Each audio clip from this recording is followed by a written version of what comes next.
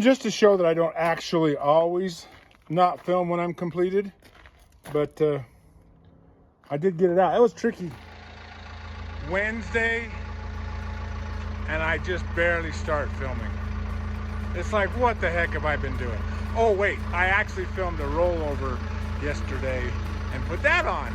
But today, we've already done some stuff, but we're doing some cleanup. We're doing some stuff for Brent to try and get the shop back into good shape where we can do stuff. So this little pickup right here is a 3/4 ton Ford.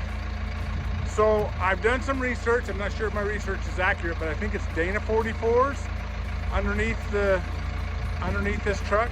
So I'm gonna have I told him he's gonna junk it, and I said, I need those because even if I don't use them, they might be trade material for something else I might need. Because literally, now check this out. I went out to fire up my Fummins, right?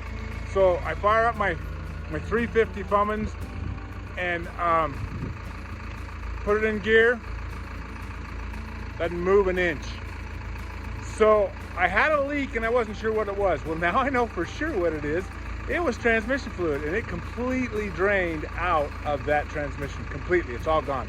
I mean, I pulled out the dipstick and there's not a thing on it. So I'm kind of like, oh, well, that sucks. But anyway, so in the process, these Dana 44s, I'm pulling them out. Brent's giving them to me because he's just gonna scrap the truck. And he said, yeah, you can take them if you want. So I'm gonna take them. They're good trade material. They're good for something. Somebody somewhere might need them. And I need some work done. So honestly, I like to trade.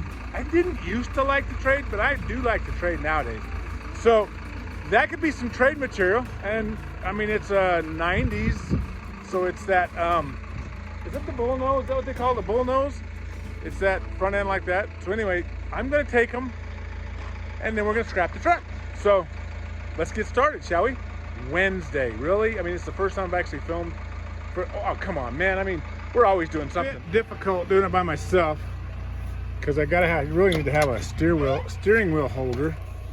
Kind of like the guy who was driving that truck yesterday. He's a steering wheel holder. I didn't say that out loud. Yes, I did actually. That's all he really is, a steering wheel holder. So I'm having a bit of a hard time. I may have to do some readjusting to get that moved around, but I'm doing okay for, you know, a one-eyed, one-horn, what they used to, one-eyed, one-horn flying purple people eater. Anyway, so I'm gonna see if I can't figure out how to get this straightened out. I know it's a flat tire up there, so as a steering wheel holder that I turned out to be, I actually got it down here, so you can kind of see. So anyway, they're heavy duties. I mean, they're not the Dana 60s. They're the Dana 44s. I think if my research is correct. We're gonna take some parts off the door for one of Brent's other trucks, for the spray truck that sits out there that we used this year. His door latch is not working, so I'm gonna pull this apart first, and then I'm going to work on taking out, we're gonna take out the rear axle first, and that way if we have to shove this truck around, he said, you know, because we don't have a trailer right now with us, but we're trying to figure out how to put the truck up on a trailer to haul it down to scrap it. He's finally got the title for it and everything, and so we're ready to get rid of it. And it's just one of those things that's kind of been a thorn in his side for quite a while. So I'm gonna get some of the parts out that we can use, so let's get started on that. So as some of you will recognize and some of you won't, there's really not a whole lot to this. There is that one screw right there, that one screw right there. I believe there's a screw underneath there, but I think it's already out.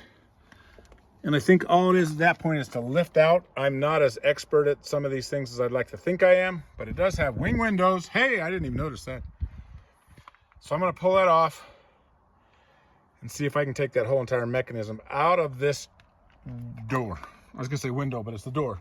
It's the window door roller upper thingy. You know, that thingy. Okay, I'm gonna admit to actually being wrong.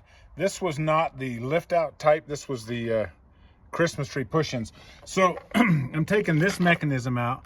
So I got to undo that one bolt there, and then I got to get up inside here, and there's 2 bolts in there I got to take off to get, hopefully that can be, I don't think that can be taken out in one assembly piece, because I want to try and keep it together, because I don't know how the clips and stuff, how to buy them. Well, I mean, I guess you just buy them, but I want to make sure that they all work for him. Yeah, that should be easy enough, right? Right? Please, somebody tell me right. Just please, somebody just say right. Successfully removed this. So the handle had to come off, and then the bolt on the inside had to come off. So now I've got to contort myself to try and get that one. And actually, I don't know where the other one is. Oh yeah, right there. That one. And one back there somewhere. Okay, I'll figure it out. Just to show that I don't actually always not film when I'm completed, but I did get it out. It was tricky, so I've never done this. So that's the whole entire mechanism. That's the whole entire mechanism, all the way to the door lock, which I did take the lock off, but this is the actual that's the outside latch. That's the outside push button, and that's the inside door lock. So it'll work, but it won't work with the outside keyed door, so it doesn't really matter. So got all that switched and actually completed. So, and I actually am now going to film it. So that's really a shock, right? Because I almost always forget to do that, but there we are.